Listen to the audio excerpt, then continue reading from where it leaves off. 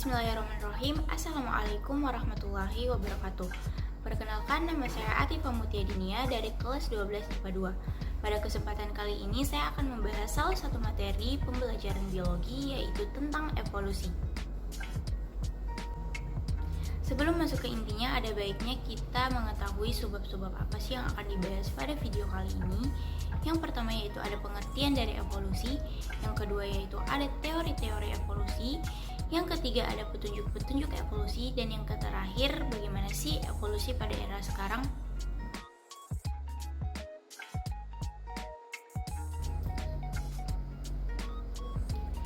Pembahasan pertama yang akan dibahas yaitu tentang apa sih pengertian evolusi itu. Evolusi merupakan perubahan yang terjadi secara perlahan-lahan pada sifat-sifat yang diwariskan suatu organisme atau makhluk hidup dari satu generasi ke generasi selanjutnya yang akan menghasilkan spesies baru. Proses evolusi juga hanya dapat dipelajari dari petunjuk-petunjuk yang ada, yaitu seperti adanya variasi makhluk hidup, fosil-fosil yang ditemukan, homologi dan analogi organ, embriologi perbandingan, petunjuk biokimia, perbandingan fisiologi, dan alat-alat tubuh yang tersisa. Adapun mekanisme evolusi. Evolusi terjadi karena variasi genetik dan seleksi alam. Variasi genetik terjadi karena pengaruh mutasi dan rekombinasi gen-gen.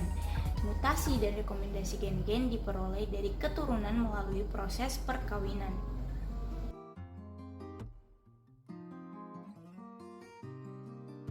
Pembahasan selanjutnya yaitu pembahasan mengenai teori-teori yang disampaikan oleh beberapa ilmuwan. Yang pertama yaitu teori yang disampaikan oleh Jean-Baptiste Lamarck. Menurutnya, organisme berevolusi selama ribuan tahun dari bentuk yang lebih rendah ke bentuk yang lebih tinggi. Sebuah proses yang masih berlangsung dan puncaknya adalah ada pada manusia. Perbedaan antar individu terjadi karena kebiasaan yang dilakukan oleh individu tersebut. Selain itu juga Lamarck mengatakan bahwa pada teorinya terdapat dua gagasan. Gagasan pertama yaitu gagasan yang berkaitan dengan bagian tubuh makhluk hidup yang digunakan dan bagian tubuh makhluk hidup yang tidak digunakan.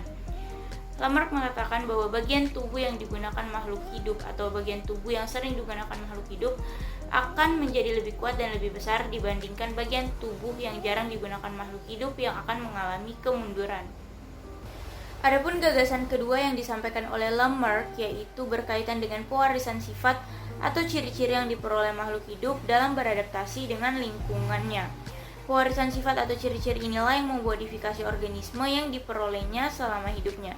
Contohnya itu seperti jerapah yang disebut berleher pendek, tapi karena lehernya yang terus-menerus menjulur untuk mendapatkan daun yang berada di pohon yang tinggi, akhirnya leher jerapah mulai memanjang, dan leher panjang inilah yang diturunkan atau diwariskan ke semua keturunannya.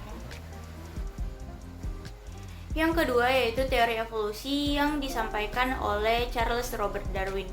Darwin menilai bahwa evolusi terjadi melalui proses seleksi alam. Makhluk hidup yang mampu menyesuaikan diri dengan alam akan bertahan hidup, sedangkan makhluk hidup yang tidak dapat menyesuaikan diri dengan alam tidak dapat bertahan hidup atau mati. Darwin juga merupakan salah satu atau orang pertama yang merupakan pelopor teori modern. Selain itu, Darwin juga mengumpulkan bukti yang menunjukkan bahwa evolusi telah terjadi. Ia menyimpulkan bahwa beragam organisme memiliki nenek moyang yang sama dan makhluk hidup telah berubah secara drastis sepanjang sejarah bumi. Yang ketiga yaitu teori evolusi yang disampaikan oleh Egas Westman. Egas Westman mengatakan bahwa perubahan sel-sel tubuh akibat pengaruh lingkungan tidak diwariskan pada keturunannya. Evolusi yang menyangkut pewarisan gen-gen lewat sel-sel kelamin ini memiliki makna jika evolusi berkaitan dengan gejala seleksi alam pada faktor-faktor genetik. Westman juga membuktikan teorinya dengan memakai tikus, di mana tikus tersebut dipotong ekornya dan dikawinkan dengan sesama tikus yang dipotong ekornya. Alhasil, tikus tersebut menghasilkan anak-anak tikus yang memiliki ekor. Westman melakukan uji cobanya ini sebanyak ke-21 generasi tikus dan menghasilkan hasil yang sama.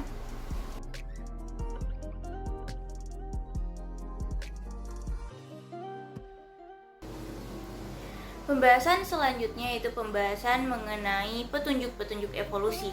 Yang pertama ada yang namanya fosil. Bukti berupa fosil ini menjadi fakta bahwa variasi makhluk hidup telah terjadi. Sederet fosil yang ditemukan dalam lapisan permukaan bumi tua ke lapisan bumi yang muda menjadi teori evolusi yang menunjukkan bahwa adanya perubahan yang berangsur-angsur yang terjadi pada makhluk hidup.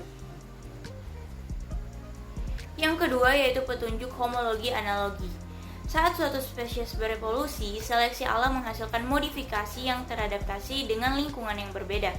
Jika struktur tubuh memiliki bentuk asal yang sama tetapi fungsi berbeda, hal ini disebut juga dengan homolog. Sebaliknya, jika suatu makhluk hidup memiliki asal-usul yang berbeda tetapi organ-organnya memiliki fungsi yang sama, hal ini disebut dengan analog. Yang ketiga yaitu ada petunjuk embriologi perbandingan. Bukti lain yang bisa menjadi petunjuk dari evolusi adalah perkembangan pada beberapa organisme dari waktu ke waktu. Perkembangan tentang organisme dibahas dalam suatu ilmu yang disebut dengan embriologi. Yang keempat yaitu adanya petunjuk biokimia dan genetika. Bukti kuat adanya evolusi dapat ditunjukkan oleh genetika modern yang terjadi pada makhluk hidup. Seluruh makhluk hidup pasti memakai kode genetika yang serupa atau sama dengan mensintesis protein.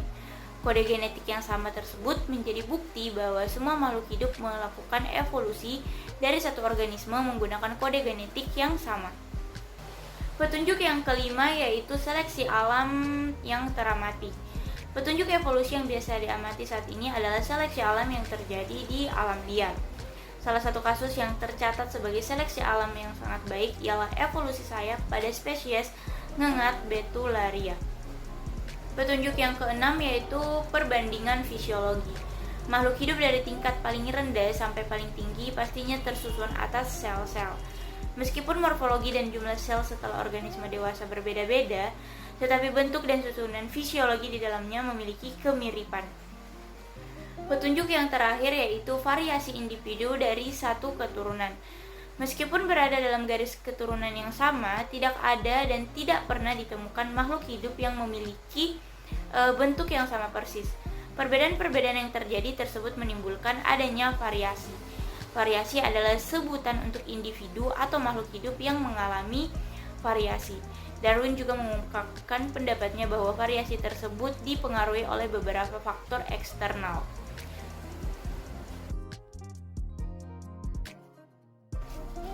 Pembahasan terakhir yaitu bagaimana evolusi pada era sekarang. Beberapa ilmuwan dan peneliti genetik dunia sepakat menyebut evolusi manusia ini sebagai microevolution. Pada beratus tahun yang lalu, evolusi manusia bisa dikatakan lumayan cepat dikarenakan kebudayaan dan teknologi serta berkembangnya otak manusia dari waktu ke waktu. Maka evolusi tersebut menjadi sedikit terhambat namun masih tetap berjalan. Banyak peneliti yang mengatakan bahwa manusia tetap mengalami evolusi, namun tidak sedikit juga yang membantah bahwa evolusi manusia telah berhenti seiring dengan penggunaan otak manusia. Dan juga Steve Jones, yaitu salah satu ilmuwan dari University College London, juga menyatakan bahwa evolusi manusia tidak berhenti namun hanya melambat. Sekian pembahasan yang bisa saya bahas pada video ini tentang evolusi. Semoga video ini bisa bermanfaat bagi saya sendiri dan bagi orang-orang yang menontonnya. Terima kasih.